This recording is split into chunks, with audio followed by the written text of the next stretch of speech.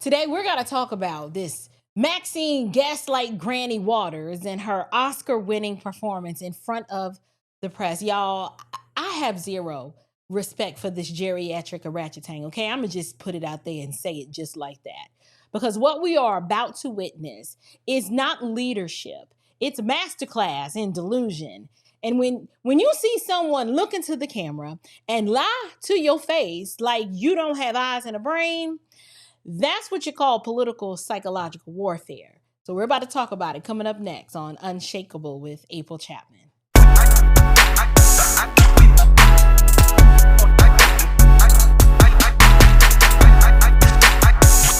Grace and peace, you guys. Welcome back to Unshakable with April Chapman, where we discuss all things social, cultural, political, and theological from a biblical perspective. I am your host, April Chapman, and I need to set the stage. Let's just set the stage. You have Maxine Waters, who is the longtime Democrat career politician and self-appointed queen with a K of South Central LA. She stood up during a press conference after the protests erupted in Los Angeles. Now, this crypt keeper looked dead in the camera, and this woman said that there was no violence. The protests were peaceful. Let's roll the tape, play the clip. And even those who were out of step with what we are advocating, peaceful protest, did not create any violence. Nobody was shot, nobody was killed. Get it in your head. And so when martial law is called, what are you going to say? I missed the point. Don't miss the point, you all.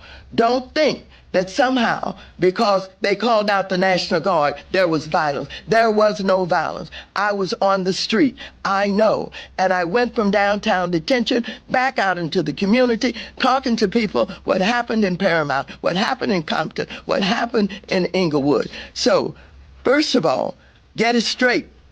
And don't just rely on what you're being told or the few incidents that you saw.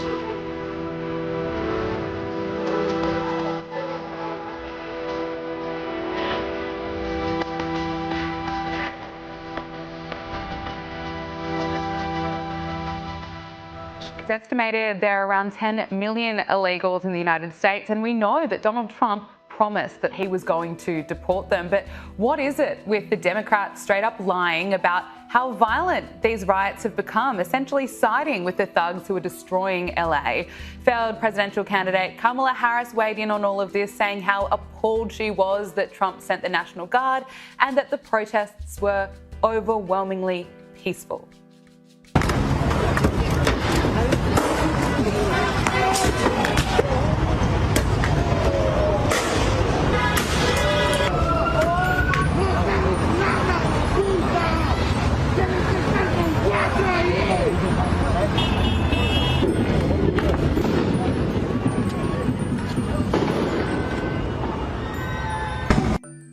And here's Democrat Maxine Waters telling the cameras that there's no danger and no violence. We don't know why they're calling in the National Guard. There's no danger. There's no violence. The President of the United States hates Los Angeles because we're a sanctuary city. He doesn't like us, and we're targeted. And so I believe that he really wants to have martial law to show that he's in charge. He's the President of the United States, and all of the city of LA is targeted. Y'all, I'm sorry. You can't make this stuff up. You can't make it up. Y'all, we saw the videos. This is actually not even my first video covering. This is my second video because we saw the police officers being attacked.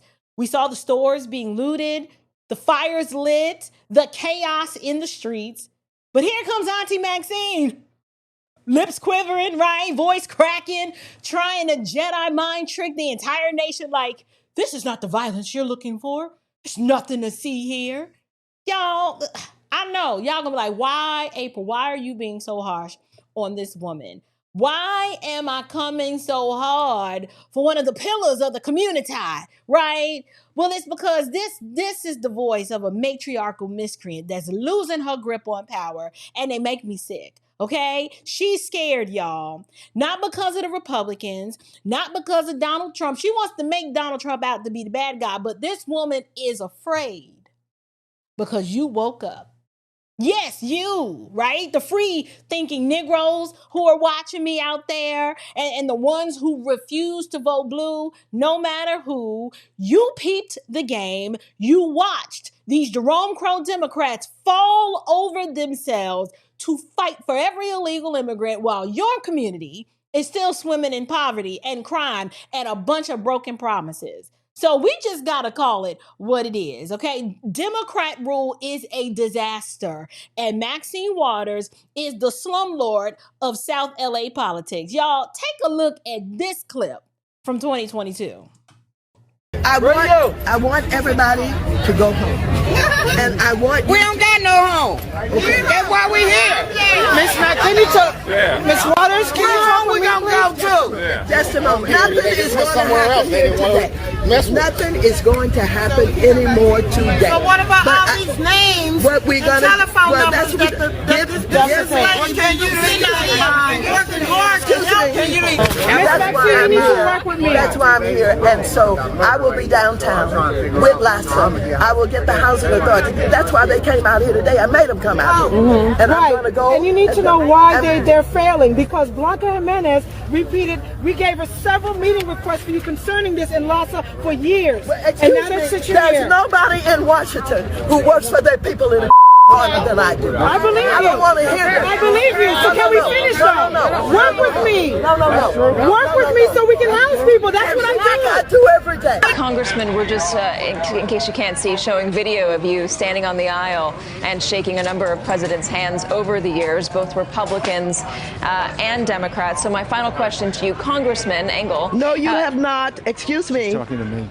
Oh, I'm sorry. I thought you had been talking to me about standing on the aisle and shaking hands. No, I'm sorry, Congresswoman Maxine Waters. Yes, I'm talking to Congressman Engel, who has stood there and we've shown over the years. He is wrapping his arms around Putin while Putin is continuing to advance into Korea. I wish to debate.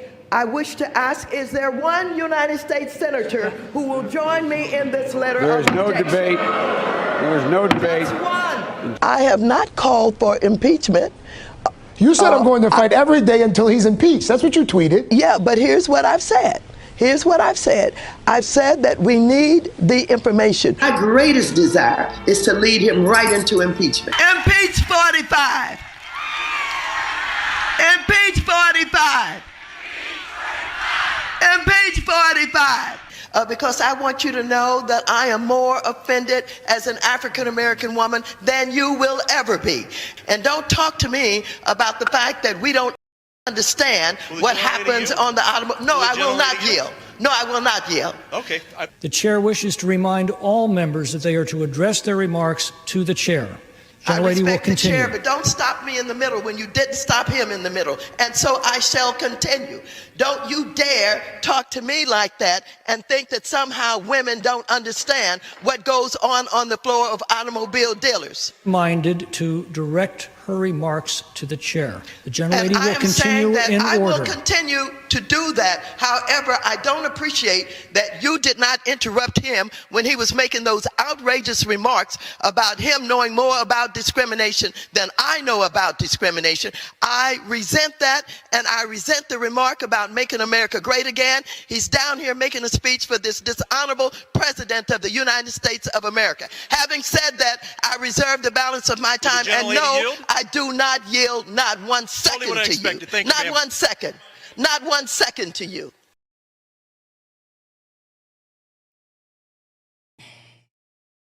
Do y'all see this mess? Now do you see why I call it a ratchet tank? Do you see where Jasmine Crooked Lash Crockett gets it from? She gets it from this woman right here. Did you hear this woman?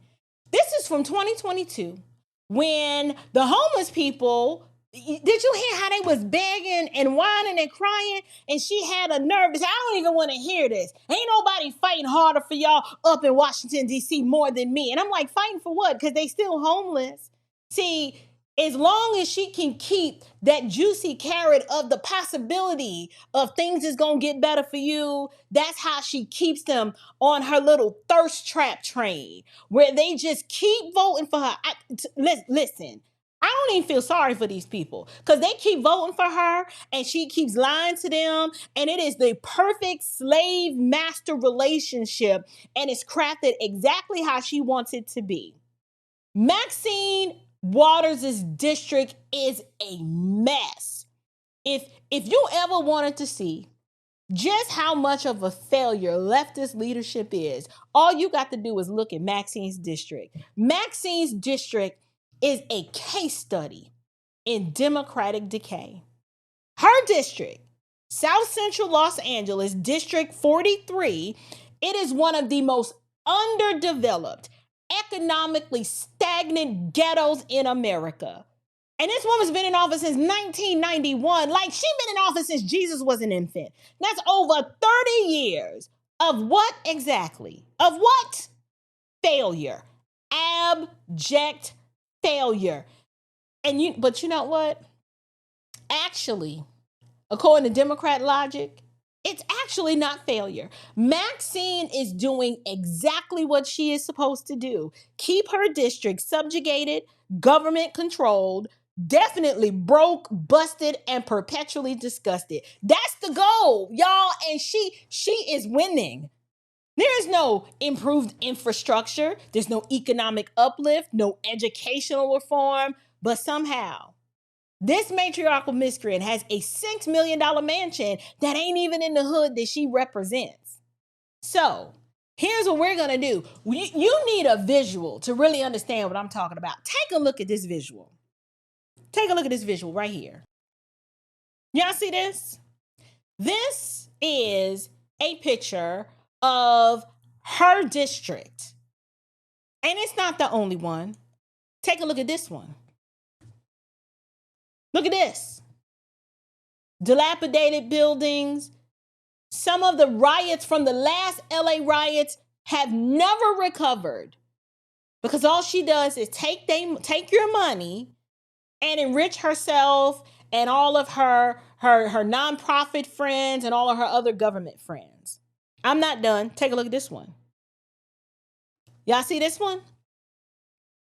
Looks real nice and fancy, don't it? Real nice and fancy. Take a look. Take it in. Take it in. Okay, so you saw those. Did you really take those in? Did you really see them? Maxine's leadership, it is the political equivalent of a pothole that never gets fixed. But see, what you have to understand is that Democrats, that type of failure is a flex. All of this is a glow up for them. As long as there's graffiti and homelessness on every corner, they know that they have done their job because, well, dependency is the goal. Now, obviously, images are incredibly powerful, but y'all need to see the numbers. Like, you need to see the numbers in real time just so you can see how bad things are. And I have pulled some numbers for you. So the first one here is the poverty rate. This is a poverty rate comparison chart comparing her district at the bottom. You see on the left, California District 43. That's her poverty rate in comparison to the California average, in comparison to the U.S. state average. Now, folks in California are just poor, and even though they have higher earning income, they are poorer than the average because the cost of living is so high because they just have horrible policies. But look at the poverty rate California is slightly higher than the US average, but look at that big gap from California and then the state average and then her district's average. Do you see the poverty rate? Do you see it? It's like 1.3 times higher than the California's state average and then almost 1.2 times higher than the national rate. Right? You see that? And the thing about this is the childhood poverty rate in California, it hovers at around 19%. And I tend to connect her anti-family policies and child poverty rates, they tend to go hand in hand, right? Is if you got baby mamas and you don't have two-parent households living together in bona fide states of matrimony, this is what you get. Now, let's look at median household income. Okay, in her district, it is well below the state average. And it's not just the median income per household, the home values are lower, the commutes are higher than the state wide average. Then you have the property values, right? Property values in her district are lower than the state average. Now they're higher than the US average because it is California, but her district is failing and trailing behind miserably. Let's look at the homeownership rate. 41.5% versus the California average versus the US average. Like California is failing, but her district is really failing, right? This is another one I wanted to point out, business applications in Los Angeles. Now, in 2014, look how many applications for businesses that you saw there. And then look at 2024. This is called depressed growth. No one is starting a business because you have more people that are government dependent. People's will to try and thrive is just gone because they're building this class of government dependence. So capitalism and entrepreneurship, like that is a rare thing. And then the cost to enter the business space in California is so cost prohibitive because of the licensing and the certificates and all of the things that's required just to put your key in the door. No one has money to do that. And so these are just some of the statistics that I wanted to show you, and I'm not done. Let's look at education. The high school graduation rate is 74.5%. versus the California average is 84.8%. College degree attainment is just at 22.9% versus the statewide average of 37.5%. This shows a lack of educational advancement, or should I say investment in South Central. No one's investing in education there. Why? Because if you are against school choice, the kids are forced to stay in failing schools. People like Maxine are absolutely against school choice. Mad Maxine, she loves a good failing school, right? A failing school is a good school for her because as long as schools are failing, she can continue to beg for money. She's not going to advocate for those schools to do better by offering school choice, which introduces some sort of healthy competition. No, we can't have that. What incentive does a failing school have to do better if they know that they are going to get funding regardless of performance? And those are just the educational numbers. I'm not done. Let's look at crime. The crime rates, LA overall, violent crime is 8.2 per 1,000 people. And property crime is at 28.6 per 1,000 people, right? And in South LA specifically for violent crimes, 491% above the national average. That is wild. 491% above the national average. And then in the historic South Central, they see murder rates around 15.6 per 100,000 versus the national average, which is 6.1. Assaults are 627 per 100,000 versus the state average is 282 per 100,000. I mean, how do you fail this bad and continue to get reelected? Last one, under long-term trends from 2018 to 2023, California violent crime rose 15%. Aggravated assaults up 30%. Vehicle theft up 28%, while property crimes slightly decreased. In LA County, long-term increases in violent criminal activity have occurred in several cities, including South Central.